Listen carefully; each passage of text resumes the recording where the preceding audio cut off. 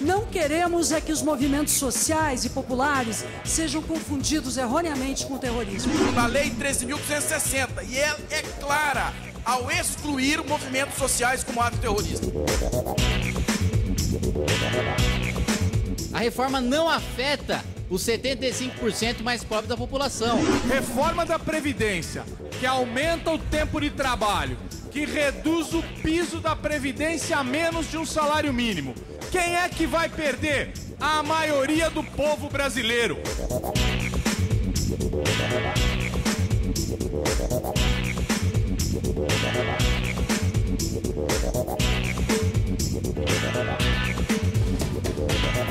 Na primeira semana de votações no plenário da Câmara, os deputados aprovaram um projeto que acelera o bloqueio de bens de investigados por terrorismo e também a proliferação de armas de destruição em massa.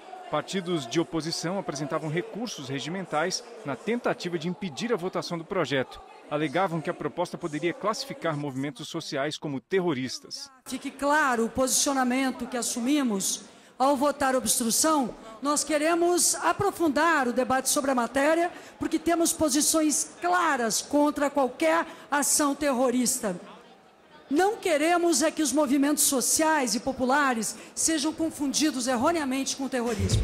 É importante destacar aos colegas parlamentares o receio daqueles que querem fazer a retirada de pauta diz respeito a uma possível tipificação dos movimentos sociais como atos de terrorismo. Mas não, este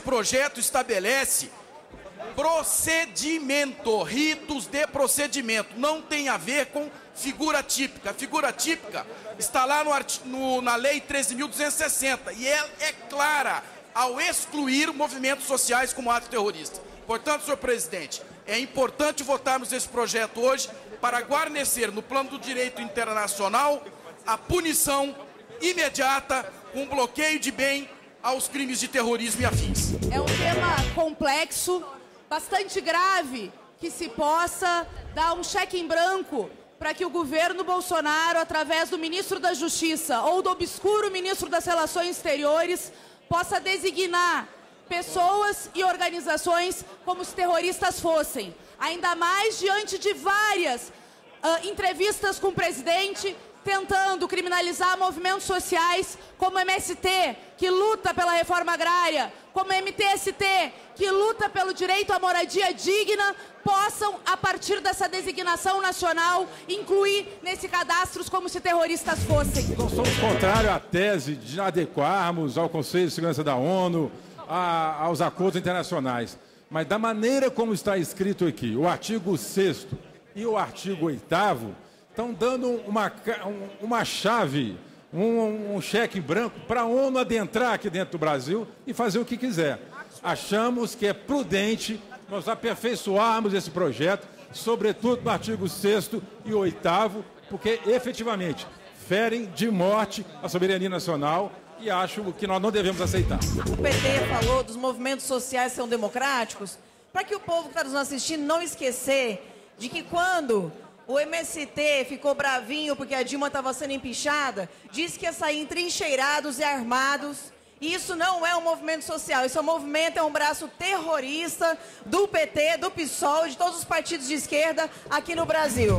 O governo, através da sua base parlamentar, deixou claro que entende que o movimento social é terrorista, porque quer arrancar o direito dos movimentos sociais de se organizarem, porque quer arrancar o direito de fala, quer nos silenciar, quer dominar esse país que construiu movimentos vigorosos e que a partir daí construiu justiça social. Aqui ficou bastante claro.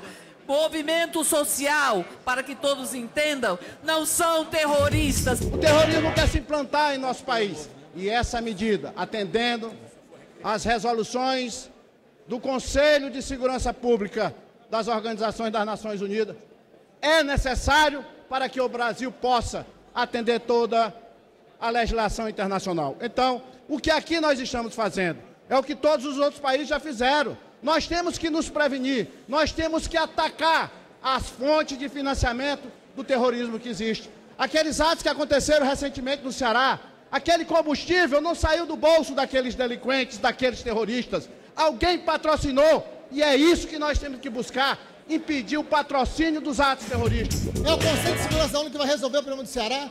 Que vai resolver o problema do Rio de Janeiro? Evidente que não. Sabemos que não.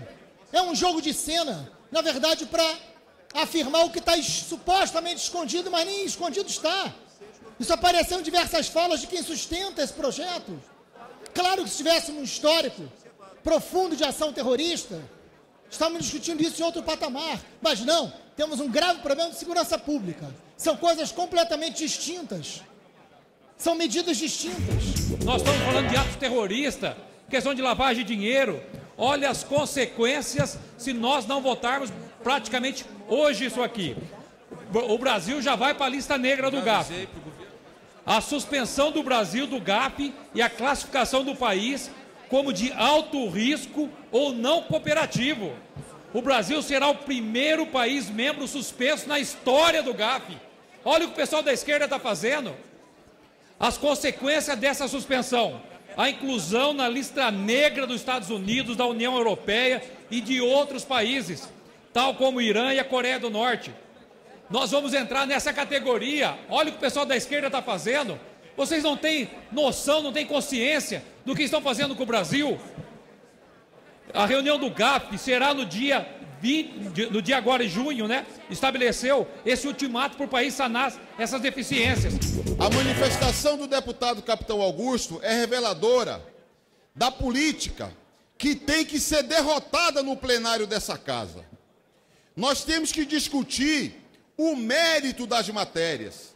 Não adianta o deputado subir na tribuna e fazer acusação, atacar o partido A, o partido B ou o partido C, tentando a partir daí organizar uma espécie de claque, de torcida organizada. Não, não, não. Isso não cabe. Somos adultos.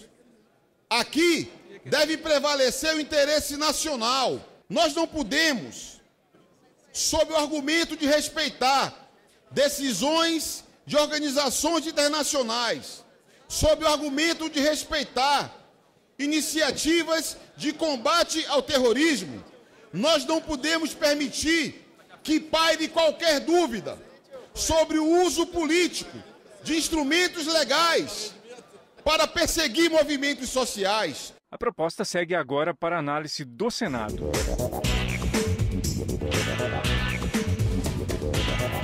Conforme as votações avançavam, os debates ficavam mais acalorados. A reforma da Previdência foi um dos temas que gerou mais discordâncias em plenário. Oposição e governo se revezavam na tribuna. A reforma não afeta os 75% mais pobres da população. Quem se aposenta hoje com salário mínimo integral por idade, quem se aposenta com BPC, quem já está aposentado, a aposentadoria rural e diversos outros que fazem parte da camada mais pobre da população não serão afetados. Outro ponto, de que a reforma atingiria os direitos dos trabalhadores. Mais uma mentira. A reforma não mexe com o direito adquirido. A reforma respeita o ordenamento jurídico brasileiro. Quem já está aposentado não terá nenhuma mudança. Reforma da Previdência, que aumenta o tempo de trabalho, que reduz o piso da Previdência a menos de um salário mínimo, que reduz o teto da Previdência pela metade, que reduz as pensões das viúvas e dos viúvos.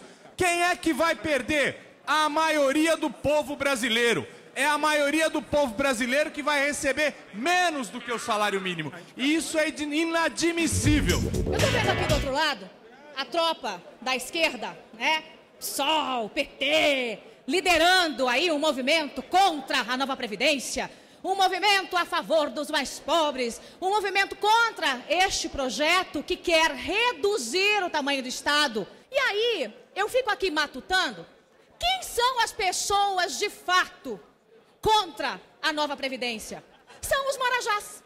São os marajás, são aqueles que ganham muito acima do teto constitucional. Fazem uma defesa da reforma da Previdência, dizendo que ela prioritariamente não vai prejudicar os mais pobres.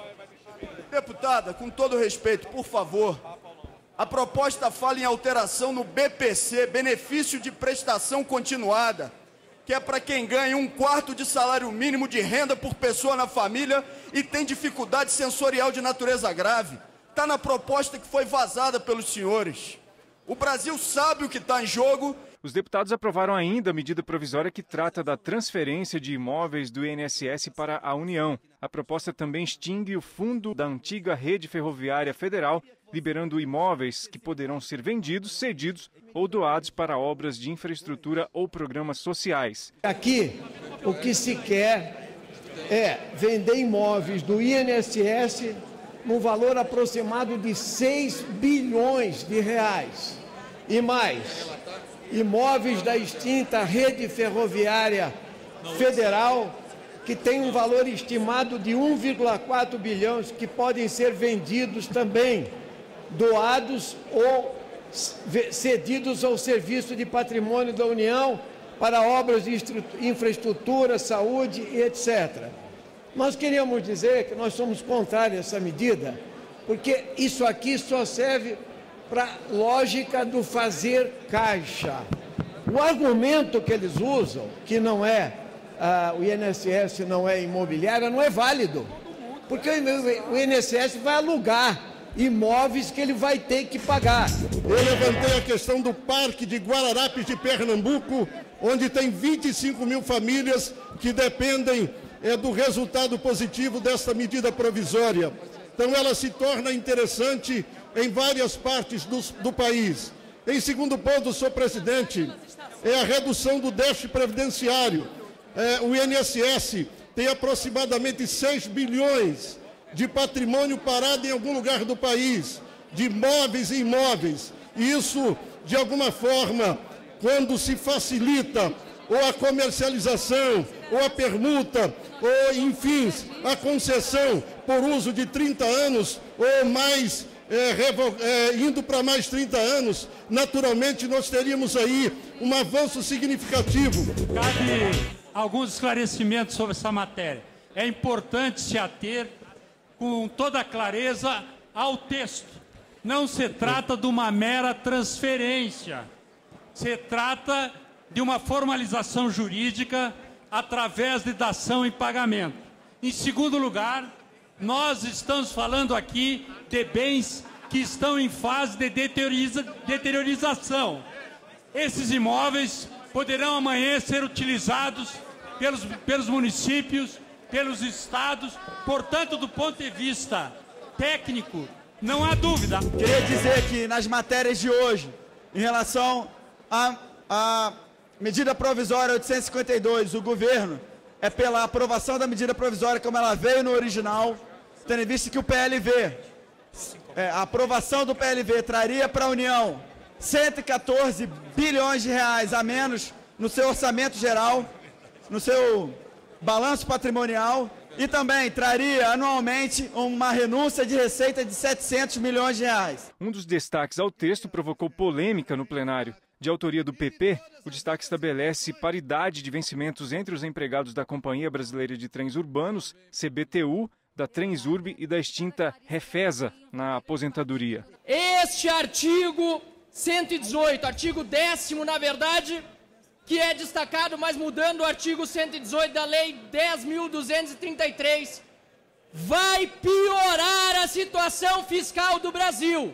É uma reforma da Previdência feita às avessas e esta casa, senhores parlamentares e imprensa, terá de ter a responsabilidade de votar contrariamente a esta proposta neste momento, pois não podemos dar exemplo ao Brasil, aos brasileiros e ao mundo de que estamos começando mal a reforma da Previdência. Senhor presidente, estes benefícios setorizados que estão sendo propostos nessa emenda, neste jabuti, porque lembrando bem, é matéria estranha essa MPV, não deveria estar sendo destacado, vai garantir paridade de proventos de funcionários da CBTU e da Transurb, que, aliás, na nossa opinião, ambas empresas, para melhorarem, precisam ser privatizadas. Vai equiparar salários deles na ativa com a aposentadoria. O que essa emenda preza e reza é economia para o Estado, deputado Van Hatten. Economia. Hoje, quando nós pedimos aqui a paridade dos funcionários da Transurb do seu Estado, da CBTU que atende ao Brasil, da Valec que faz os transportes e de todas as outras situações, são de funcionários que não têm a paridade anteriores a 91, e eu vou explicar aqui como é. Um funcionário recebe na ativa R$4.000 e o governo federal, deputado Frota, já paga hoje mais 10 mil para ele ter a paridade. O governo federal paga R$14.000. O que esse projeto está dizendo é que este funcionário anterior a 91 não é nenhum jovem mais, não tem nenhum tipo de maculação da Previdência, passará somente a ter a paridade com o funcionário da ativa. Então, para trocar em miúdos, o funcionário hoje que recebe 14 vai se aposentar recebendo 10. A curto prazo, só nessas 3 empresas, será uma economia para o governo federal de 78 milhões de reais. 78 milhões de reais. Esse acordo foi feito e não é um jabuti. O jabuti é quando tem safadeza, quando o assunto não é lícito, quando o assunto não é legal. E esse assunto, além de legal, ele é moral. O destaque foi aprovado e a medida provisória segue agora para análise do Senado. O assassinato da ativista ambiental Rosane Santiago Silveira, de Nova Viçosa, no sul da Bahia, foi assassinada no dia 27 de janeiro, mas só agora resolveram atribuir a verdadeira motivação. Ela que participava da defesa da proteção da ilha de Barra Velha, uma reserva ambiental extrativista, denunciando a exploração predatória, foi assassinada barbaramente. Mais um crime contra os direitos humanos, contra a defesa do meio ambiente. Temas de interesse nacional debatidos em plenário. A reação e propostas dos deputados. Fatos e opiniões. A arte é o núcleo criativo, revolucionário da cultura, e nós sabemos o significado do teatro dentro disso.